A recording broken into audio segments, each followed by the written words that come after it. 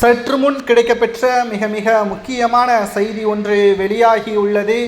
பன்னீர்செல்வம் அவர்கள் வெளியிட்டுள்ள மிக முக்கியமான அறிவிப்பு, நான் புதிய கட்சியை ஆரம்பிப்பேன் என்று ஒருமுறை கூட கூறியது கிடையாது.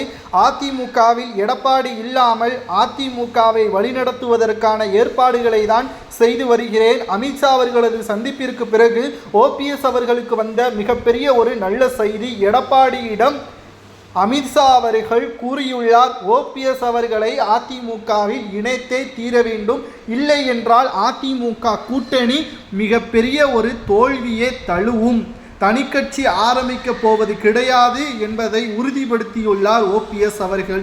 15ஆம் தேதி அதிமுகவில் ஓபிஎஸ் அவர்கள் இணைக்கப்படுவது உறுதிதான் என்ற தகவல் இதன் மூலம் நமக்கு கிடைக்கப்பெற்றுள்ளது.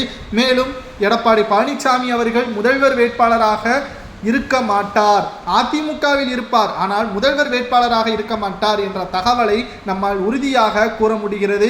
ஓபிஎஸ், வைத்திலிங்கம், சசிகலா, டிடிவி தினகரன் அதிமுகவில் பெரும் படையுடன் இணைவப் போவது உறுதிதான் என்ற மிக முக்கியமான தகவலை நம்மால் பார்க்க முடிகிறது. அதிமுகவின் அரசியல் வட்டாரத்தில் இது மிகப்பெரிய ஒரு நல்ல செய்தியாகவும் பார்க்கப்படுகிறது.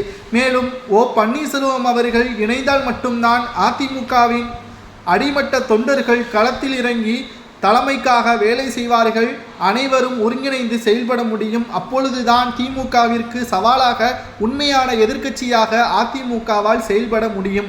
ஓபிஎஸ் அவர்கள் புதிய கட்சியை தொடங்கிவிட்டால் அது எடப்பாடிக்கு மட்டுமல்ல, பாஜகவிற்கும் மிகப்பெரிய ஒரு சிக்கல். தென் மாவட்டங்களில் அதிமுகவும் சரி பாஜகவும் சரி சொற்ப வாக்குகளில் தோல்வியே தழுவும். மிகப்பெரிய தோல்வி என்றாலும் கூட அதிமுகவின் மீது குற்றம் சாட்டலாம், ஆனால் சொற்ப வாக்குகளில் தோல்வியடைந்தால் அவர்களது மனவேதனை என்பது நம்மால் புரிந்து கொள்ள முடிகிறது. மக்களவை தேர்தலில் பாஜக இல்லாமல் அதிமுக சொற்ப வாக்குகளை பெற்று உள்ளது. இதனால்தான் திமுக 39 தொகுதிகளில் வெற்றியடைந்ததும் குறிப்பிடத்தக்கது.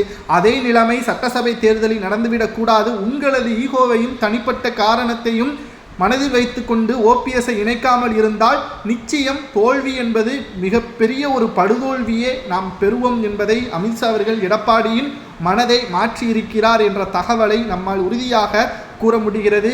இன்று வெளியிட்டுள்ள ஓபிஎஸ் அவர்களது மிக முக்கியமான அறிவிப்பால் டிசம்பர் 15ஆம் தேதி ஓபிஎஸும் சசிகலாவும் டிடிவி தினகரனும் பெரும் படையுடன் அதிமுகவில் இணையப் போவது உறுதிதான்.